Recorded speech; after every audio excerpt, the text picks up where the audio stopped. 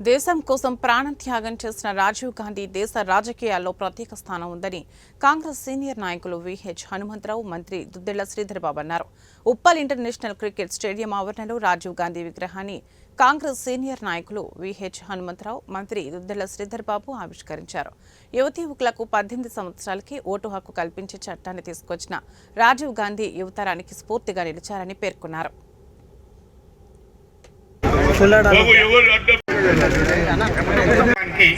ఎంతో ముఖ్య విశేషం ఉంది.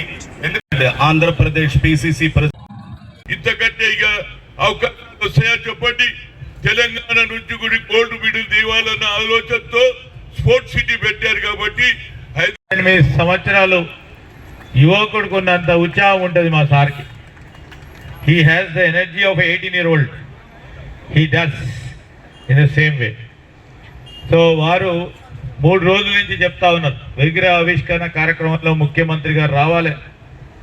ఆయనకు ఒక తపన ఉండే, చిన్న దేశాలలో ఎన్నో గోల్డ్ మెడల్ వస్తుంది, అతిపెద్ద దేశమైనటువంటి 120 కోట్ల జనానికి ఒక గోల్డ్ మెడల్ రావడానికి కూడా చాలా ప్రయత్నం చేస్తున్నామని ఆలోచన చేసి ఆనాడు ఏషియన్ గేమ్స్ నడిపించాడు. అలాంటి ఆలోచన నాకు కలిగి ఆయన అనుచరుడుగా రాజీవ్ గాంధీ పేరు మీద హైదరాబాదులో ఉప్పల్ దగ్గర స్టేడియం కట్టాలని ఆ రోజులో ఉన్నటువంటి హైదరాబాద్ క్రికెట్ అసోసియేషన్ మెంబర్లు నా దగ్గర రావడం, సోనియా గాంధీకి చెప్పడం, ఆ తర్వాత రాజశేఖర్ రెడ్డి గారు దీని పేరు పెట్టడం చాలా సంతోషం. కానీ గత కొన్ని రోజులుగా నాకు ఒక మనసులో బాధ ఉండే, అదే పేరు పెట్టినా కానీ రాజీవ్ గాంధీ స్టాచ్యూ లేదని మొన్న జరిగినటువంటి జనరల్ బాడీ మీటింగ్లో నేను లేచి అడిగా, అయ్యా రాజీవ్ గాంధీ ఇంటర్నేషనల్ స్టేడియం ఉన్నది ఉప్పల్లో, కానీ రాజీవ్ గాంధీ బొమ్మ లేదు, ఆయన స్టాచ్యూ లేదు, కాబట్టి నేను నా సొంతంగా తెచ్చి రాజీవ్ గాంధీ స్టాచ్యూ పెడతానన్నా. దానికి జగన్మోహన్ రావు గారు, సెక్రటరీ అందరూ కూడా మద్దతు ఇచ్చారు. యునానిమస్గా డిసైడ్ అయింది, అది తప్పక తెస్తానన్నా, తెచ్చిన.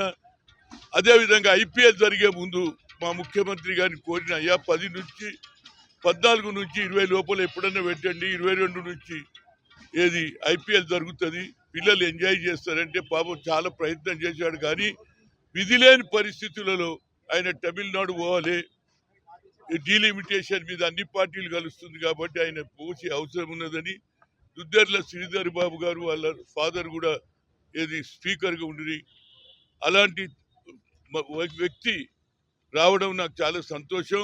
అదేవిధంగా ముఖ్యమంత్రి గారు స్పోర్ట్స్ సిటీ చేస్తున్నారు. యావత్ భారతదేశంలో ఎవరికి ఆలోచన రాలేదే. అన్ని డిపార్ట్మెంట్కు ఎక్కువ డబ్బులు శాంక్షన్ చేస్తారు, స్పోర్ట్స్కు తక్కువ చేస్తారు. కానీ ఆయన స్పోర్ట్స్ సిటీ అంటే యావత్ భారతదేశంలో ఎవరికి రాని ఆలోచన వచ్చింది. కాబట్టి స్పోర్ట్స్ సిటీ తెలంగాణలో చేస్తే తప్పనిసరిగా కేవలం క్రికెటే కాదు, హై జంప్ కానీ, లాంగ్ జంప్ కానీ,